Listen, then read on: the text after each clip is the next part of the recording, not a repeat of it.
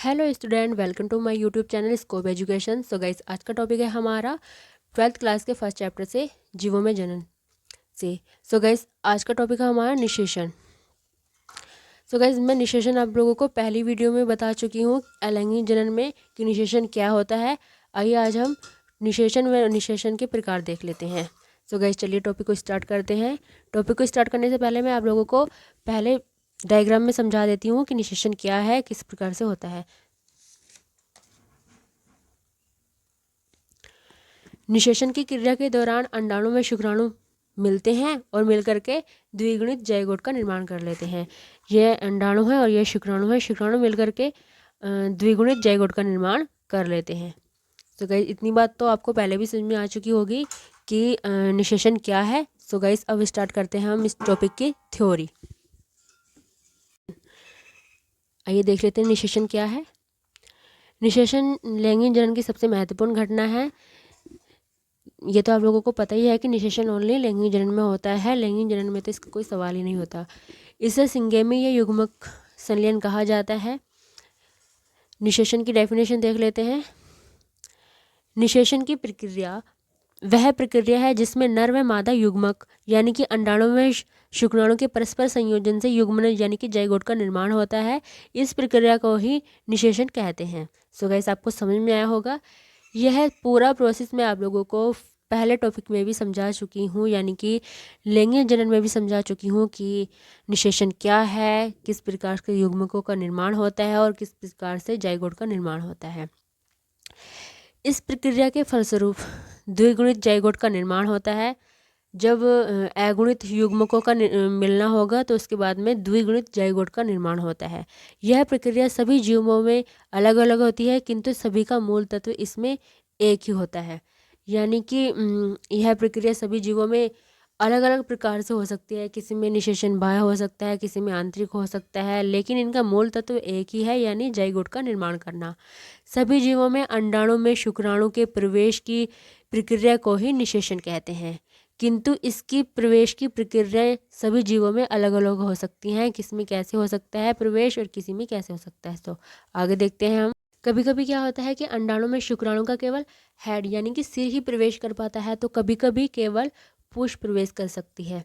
केवल अंडाणु में शुक्राणु दोनों के केंद्रकों के परस्पर संयोजन से जाइगोट बनता है। तत्पश्चात निषेचन की प्रक्रिया समाप्त हो जाती है। यानी कि शुक्राणु जो होता है वह अगुणित होता है और अंडाणु भी अगुणित होता है। दोनों के केंद्रक परस्पर संयोग करते हैं और द्विगुणित जाइगोट का निर्माण कर लेते हैं और उसके बाद में ही निषेचन की प्रक्रिया समाप्त हो जाती है। अब हम देखते हैं निषेचन के प्रकार। निषेचन की प्रक्रिया के दो प्रकार हैं, जो कि इस प्रकार का है। निषेचन दो प्रकार के हैं, बाह्य निषेचन और आंतरिक निषेचन। तो चलिए गाइस, अब हम समझते हैं बाह्य निषेचन क्या है। बाह्य निषेचन, जैसे कि आपको नाम से पता चल रहा होगा कि बाह्य निषेचन यानी कि जो प्राणियों के शरीर के बाहर होता है।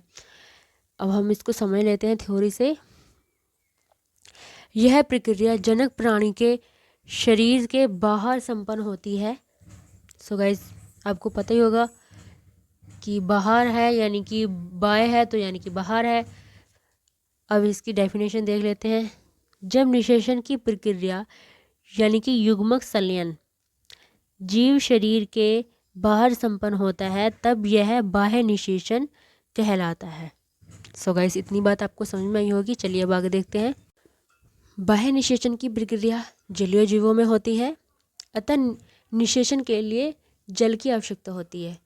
यानी कि बाह्य निषेचन जो होता है वो केवल जल में ही संभव है और इसके लिए जल की आवश्यकता होती है। जलीय जीव जैसे मेंढक, मछली आदि सबकी मादाएं बड़ी संख्या में अपने अनिषेचित अंडे को जलाशय में छोड़ देती हैं। यानी कि जो जलीय जीव होती हैं उनकी जो मादाएं होती हैं वे अपने अंडाणुओं को बहुत बड़ी संख्या में जल में छोड़ देती हैं, जिसके तुरंत बाद नर अपने शुक्राणुओं को उसी स्थान पर मुक्त कर देता है। इसी प्रकार जल में ही युग्मक संलयन से जाइगोट का निर्माण होता है। अब आप लोग समझ में होंगे कि इनमें क्या होता है कि मैथुन वगैरह की प्रक्रिया नहीं होती है। डायरेक्टली जो मादा होती है वह अपने अंडाणुओं को जल में छोड़ देती है और उसके बाद तुरंत ही नर अपने शुक्राणुओं को जल में छोड़ देता है और जल में ही जाइगोट का निर्माण होता है। ये काफ़ी डिफ़िकल्ट है और बहुत ज़्यादा चांस होते हैं इसमें जाइगोट के बचने के। एग्जाम्पल है इनमें मेंढक, जलीय पादप जैसे शैवाल हो गया, मछलियाँ आदि। अब हम देखते हैं आंतरिक निषेचन। आंतरिक निषेचन नाम से स्पष्ट हो रहा होगा आपको कि जो अंदर होता है उसे हम आंतरिक निषेचन कहते हैं, यानी शरीर के अंदर होता है उसे हम आंतरिक निषेचन कहते हैं। यह प्रक्रिया जनक जीव के शरीर के अंदर संपन्न होती है। वही मैंने जो आपको बताया वही है। अब हम इसकी डेफिनेशन देख लेते हैं। जब निषेचन की प्रक्रिया यानी कि युग्मकों का संलयन प्रक्रिया के दौरान जाइगोट का निर्माण जनक शरीर के अंदर पूर्ण हो, तब इस प्रक्रिया को आंतरिक निषेचन कहते हैं। आप लोगों को इतनी बात समझ में आ गई होगी कि जब जाइगोट का निर्माण मादा की गर्भाशय में फैलोपियन ट्यूब में होता है तो हम इसे आंतरिक निषेचन कहते हैं। तो चलिए अब आगे देखते हैं। यह सभी जलीय जीव तो सभी नहीं होते हैं, क्योंकि जलीय जीवों में ज़्यादातर बाह्य निषेचन होता है, लेकिन कुछ जलीय जीव होते हैं। और सभी स्थलीय जीवों में मैथुन के दौरान शुक्राणुओं को मादा अंडवानी में मुक्त कर दिया जाता है, जिसके पश्चात शुक्राणु अंडाणु में प्रवेश कर युग्मक संलयन करते हैं और जाइगोट का निर्माण करते हैं। आई होप आपको इतना समझ में आया होगा कि शुक्राणुओं को मादा की अंडवाहिनी में प्रवेश कर दिया जाता है मैथुन के दौरान, और उसके बाद युग्मकों का संलयन होता है और द्विगुणित जाइगोट का निर्माण हो जाता है। यह प्रक्रिया मादा के अंडाशय की फैलोपियन नलिका में पूर्ण।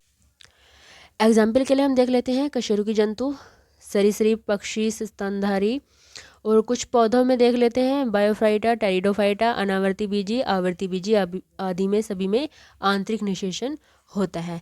इसके बाद हम देखते हैं बाह्य निषेचन की कमियां। वैसे आंतरिक निषेचन की कोई कमी नहीं होती है, वह सेफली होता है, लेकिन बाह्य निषेचन की बहुत ज़्यादा कमियां भी देखी गई हैं। तो चलिए देखते हैं क्या है वे। इसमें नर व मादा दोनों को बहुत बड़ी संख्या में युग्मकों का निर्माण करना पड़ता है। बाह्य निषेचन की सबसे पहले यही कमी है, और उसके बाद जो दूसरी कमी आती है कि इसमें युग्मकों की सुरक्षा का कोई भी प्रबंध नहीं होता है। अंडाणु में शुक्राणुओं को जल में छोड़ने के बाद वो किसी शिकारी का शिकार हो जाए, इससे भी कोई सुरक्षा के लिए कुछ नहीं होता है। और कई बार युग्मक व युग्मनज परभक्षों का शिकार हो जाते हैं जल में छोड़ने के बाद। तो इसीलिए बाह्य निषेचन की काफ़ी ज़्यादा कमियां भी देखी गई हैं, और सबसे बड़ी कमी यही है कि युग्मकों की सुरक्षा का कोई प्रबंध नहीं होता। कई बार जीव द्वारा युग्मक छोड़ तो दिए जाते हैं, लेकिन उनसे युग्मनज व जीव का निर्माण नहीं होता है। तो आई होप आपको आज का हमारा टॉपिक काफ़ी समझ में आया होगा। सो गाइस कमेंट में ज़रूर बताइएगा और हमारे चैनल को सब्सक्राइब कीजिएगा और बने रहिए हमारे साथ। मिलते हैं नेक्स्ट वीडियो में, तब तक के लिए बाय बाय।